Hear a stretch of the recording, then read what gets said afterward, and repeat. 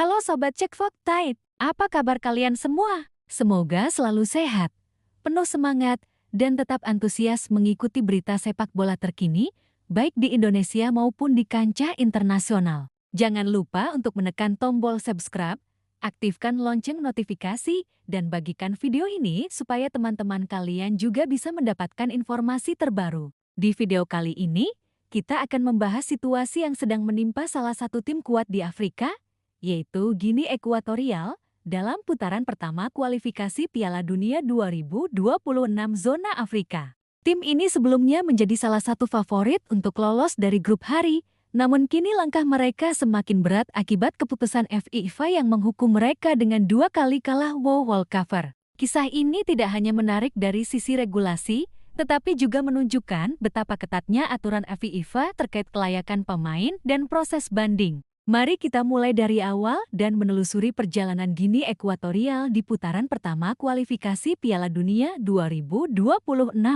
Apa yang terjadi dengan pemain mereka yang menjadi pusat masalah, bagaimana FIFA dan CAS mengambil keputusan dan dampaknya bagi peluang mereka melangkah ke putaran kedua. Guinea Ekuatorial, salah satu favorit grup hari. Guinea Ekuatorial masuk dalam grup hari putaran pertama kualifikasi Piala Dunia 2026 bersama tim-tim seperti Liberia, Tunisia, Namibia, Malawi, dan Sao Tome dan Principe. Tim ini sempat dianggap salah satu favorit karena performa awal yang cukup mengesankan. Pada November tahun 2023, Guinea Ekuatorial mencatat 2 kemenangan penting. Mereka berhasil mengalahkan Namibia 1-0 dan Liberia 1-0, 2 kemenangan yang memberi mereka posisi kuat untuk lolos ke putaran kedua, minimal sebagai runner-up grup. Performa ini menunjukkan bahwa tim ini memiliki kualitas dan kemampuan bersaing di level Afrika. Namun, semuanya berubah 6 bulan kemudian ketika FIFA mengeluarkan keputusan yang mengejutkan. Kedua kemenangan tersebut dibatalkan dan diganti menjadi kemenangan 3-0 untuk lawan, sehingga langkah Guinea Ekuatorial menuju putaran kedua menjadi sangat berat. Keputusan FIFA? Hukuman 2 kalah wow.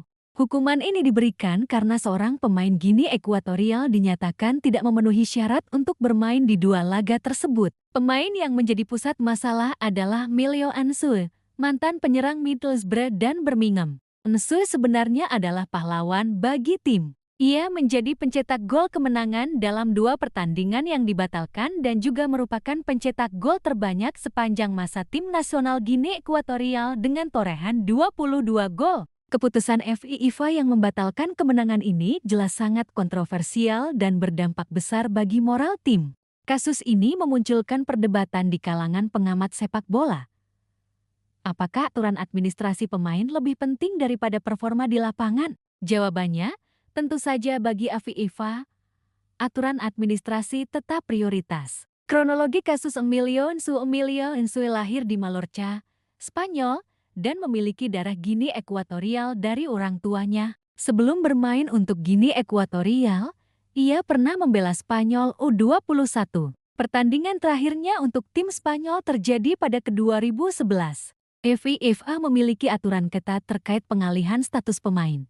Seorang pemain yang pernah tampil untuk satu federasi harus menyelesaikan proses resmi sebelum bisa membela negara lain. Ansue dianggap belum menyelesaikan proses ini saat tampil di 2 laga kualifikasi Piala Dunia 2026 yang dimenangkan Guinea Ekuatorial. Menariknya, ini bukan kasus pertama. Pada 2013, FIFA memutuskan bahwa Ansue tidak memenuhi syarat untuk bermain dalam 2 laga kualifikasi Piala Dunia ke 2014. Meskipun demikian, Federasi Guinea Ekuatorial, FEGIFOOT, tetap mengajukan permohonan agar Ansue bisa bermain secara sah. Awal tahun 2025, pengajuan itu disetujui pada bulan Maret dengan dasar hukum bahwa siapapun yang salah satu orang tuanya berasal dari Guinea Ekuatorial dianggap sebagai warga negara. FEGIFOOT kemudian mengajukan banding untuk memenangkan kembali 6 poin yang hilang dari kedua laga sebelumnya. CAS menolak banding Guinea Ekuatorial, namun proses banding tidak berjalan mulus. Pengadilan Arbitras Olahraga CAS menolak banding tersebut. Alasannya sederhana tapi fatal. FEGIFOOT tidak menyertakan Asosiasi Sepak Bola Namibia NFA dan Asosiasi Sepak Bola Liberia Al-Eva sebagai koresponden dalam banding. Dalam putusannya, CAS menyatakan, karena banding ditujukan semata-mata kepada FIFA dan tidak menyebut NFA dan Al-Eva sebagai koresponden, panel menyimpulkan bahwa banding tersebut harus ditolak. Artinya, kedua kemenangan 1-0 atas Namibia dan Liberia tetap dicatat sebagai kalah 0-3 dan Guinea Ekuatorial kehilangan 6 poin secara resmi. Dampak pengurangan poin. Dengan pengurangan 6 poin, langkah Guinea Ekuatorial menuju putaran kedua kualifikasi Piala Dunia 2026 menjadi sangat berat. Saat ini, mereka menempati peringkat kelima grup hari, tertinggal dari Tunisia, Namibia, Liberia, dan Malawi. Belum lama ini, mereka juga kalah 0-1 dari Tunisia, yang sekaligus memastikan Tunisia lolos ke putaran final Piala Dunia ke-2026. Dengan 2 pertandingan tersisa pada Oktober mendatang, Guinea Ekuatorial masih memiliki peluang, tetapi harus menutup jarak 5 poin dari Namibia yang berada di posisi kedua.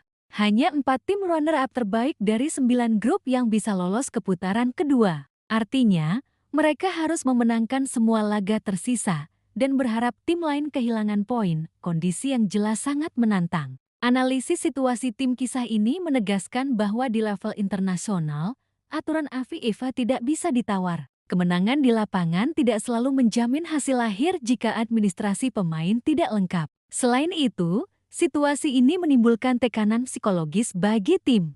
Pemain dan pelatih harus tetap fokus, menjaga motivasi, dan berjuang di sisa laga, meski secara matematis peluang mereka lebih sulit dibanding sebelumnya. Penting juga untuk dicatat bahwa kasus ini menunjukkan pentingnya manajemen administrasi federasi dalam sepak bola. Federasi harus memastikan semua dokumen pemain lengkap, terutama bagi pemain keturunan atau yang pernah bermain di federasi lain. Kontribusi dan peran Emilio Nsue. Meskipun kontroversial, peran Emilio Nsue tidak bisa diabaikan. Nsue adalah sosok sentral di tim Guinea Ekuatorial, tidak hanya sebagai pencetak gol, tetapi juga sebagai pemimpin di lapangan. Ia telah membuktikan kualitasnya di berbagai kompetisi klub Eropa, termasuk Middlesbrough, Birmingham, dan tim-tim Spanyol. Nsue menjadi simbol bagi tim nasional yang sedang berkembang dan memberikan pengalaman internasional yang penting bagi rekan-rekannya. Namun, aturan FIFA menekankan bahwa pemain harus memenuhi syarat administratif sebelum tampil,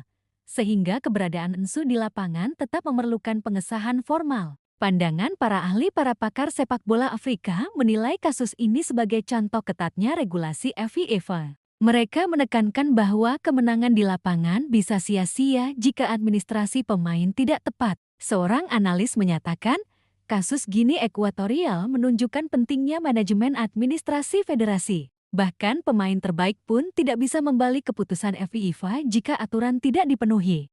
Ini juga menjadi pelajaran bagi federasi lain yang ingin memanfaatkan pemain keturunan.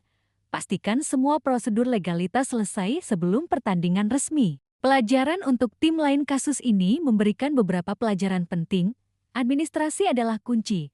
Semua dokumen legalitas pemain harus lengkap, terutama untuk pemain yang pernah bermain di federasi lain. Banding harus melibatkan semua pihak.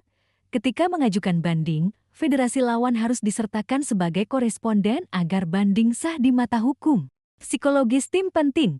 Pengurangan poin secara mendadak bisa memengaruhi moral pemain, sehingga pelatih harus mampu menjaga motivasi tim. Peluang Guinea Ekuatorial ke putaran kedua meski peluang mereka semakin berat, Guinea Ekuatorial masih memiliki 2 laga tersisa. Tim harus memenangkan kedua pertandingan dan berharap Namibia atau tim lain kehilangan poin. Strategi, fokus, dan mental juara menjadi kunci. Jika berhasil lolos, tim akan membuktikan bahwa mental juara bisa mengatasi kesulitan administratif dan hukuman FIFA.